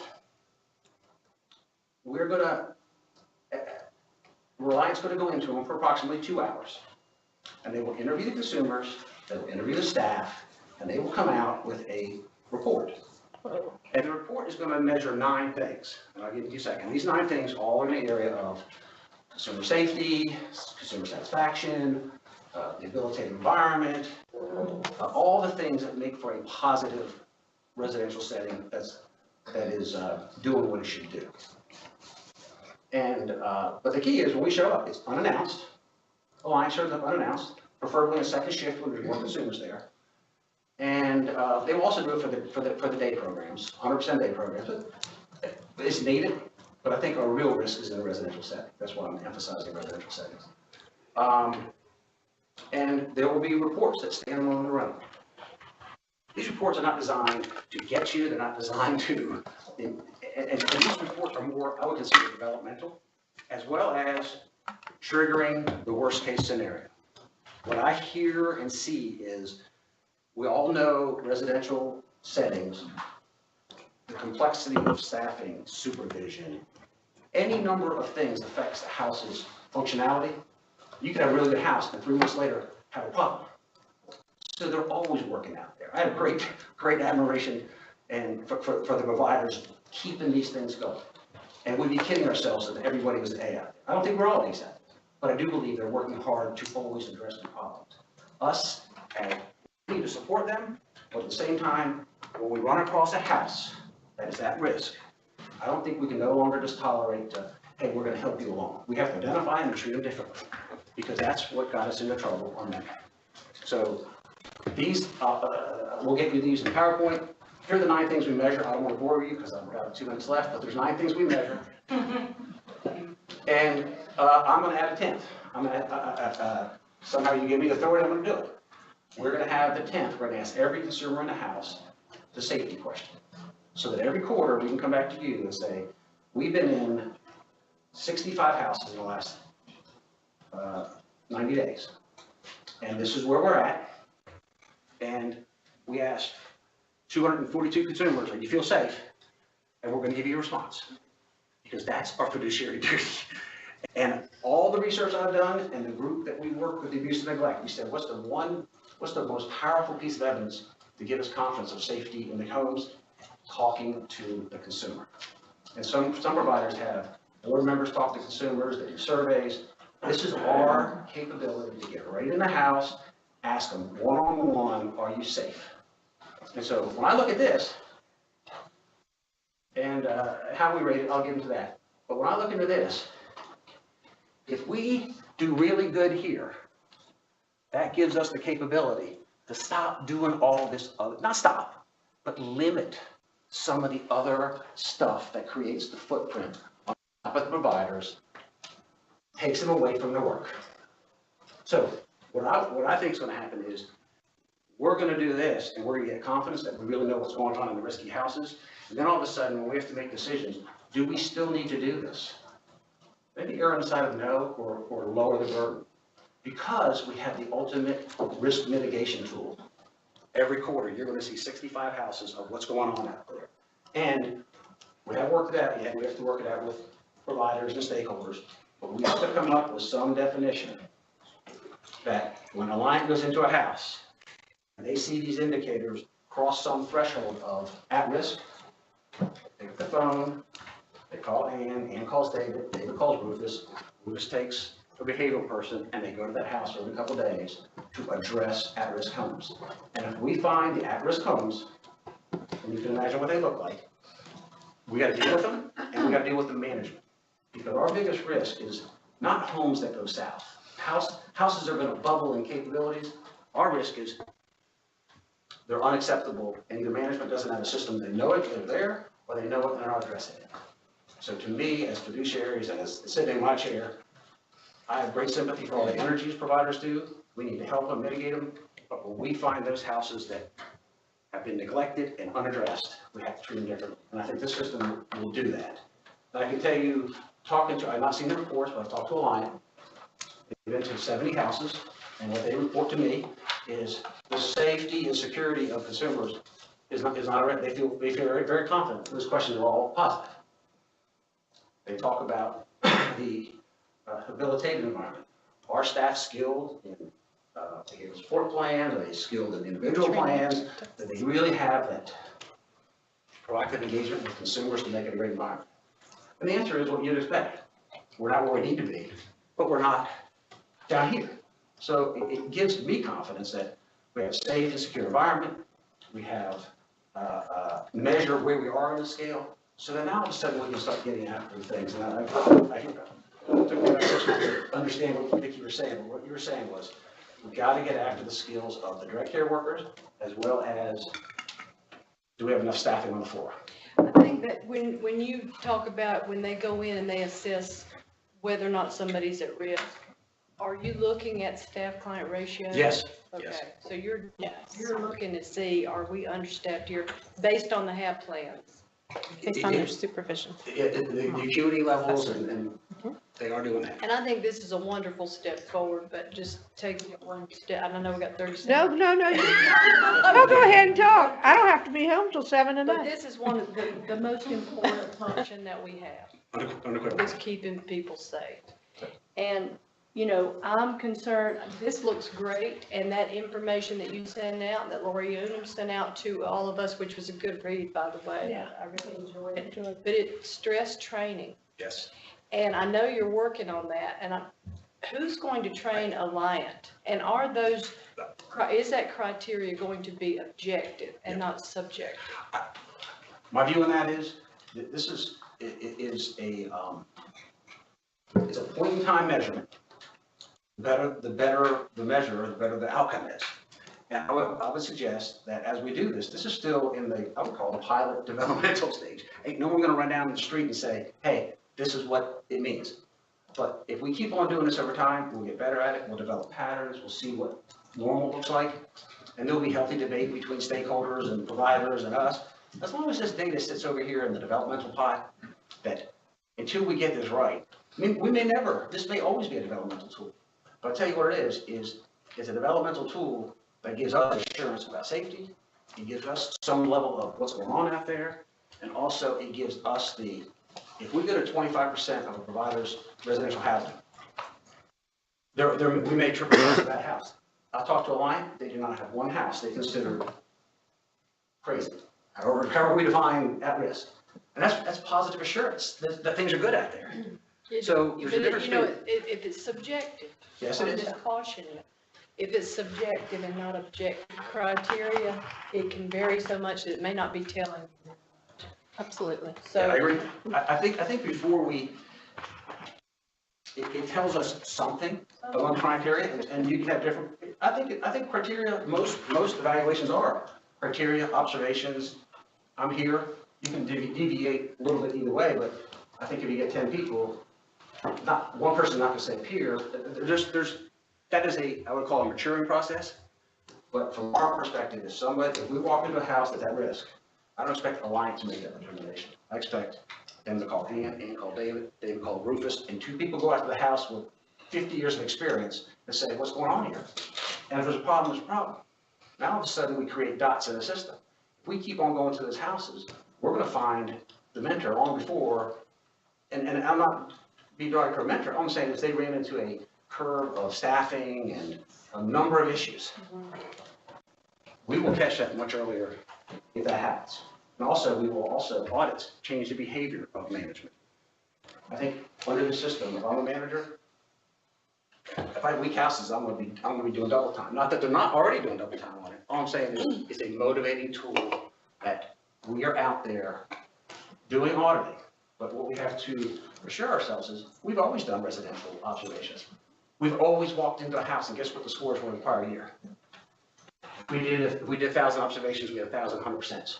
Meaning people were alive and nobody was dead and we got 100%. Okay, those days are over. We gotta do better than that. And I think the last thing we need to do is have an audit tool have a chilling effect on providers because this is development. no, I think the providers need to develop it. Yes. Or at least help to develop it, because they'll tell you what the risks are when they're more at risk. And you know, I just think it's easier for somebody to hit the bowling pins if they can see them. Yes. And they're not blind, you know, if they know what the criteria and the expectations are. Most people know, and I think by and large it's gonna be fine. But training Alliant is key. And having Alliant say the same thing everywhere they go and look at the same thing everywhere they go is key, because at least you're consistent, and then you can fix it, and then it'll be a consistent change, so. And we have all the fancy terms, iterative reliability, but we actually got to make sure they work. So I don't want any provider to fear this. I want this system to be done. I want it to be supportive, but I do want to give us confidence that when we run across something at risk, you will have two experienced people go out there and take a look at it so that we are not just enabling weakness. Get a little bit better, and then you can drill it back down. And ultimately, I'll circle back with the last thing is, if we get this right, I think we can go back at that 4 pages you have in front of you and comb through it and really feel comfortable in lowering the footprint, because we ultimately have the best risk tool out there. So that's, I have great optimism for that, but we gotta roll it out without it becoming a fearful instrument, and it's a developmental instrument, but it will be a triggering device at some point for us to examine at-risk houses so that we don't get there. And I think that's, from where I didn't realize until I sat in this chair, I worry about that. And I know you guys worry about that.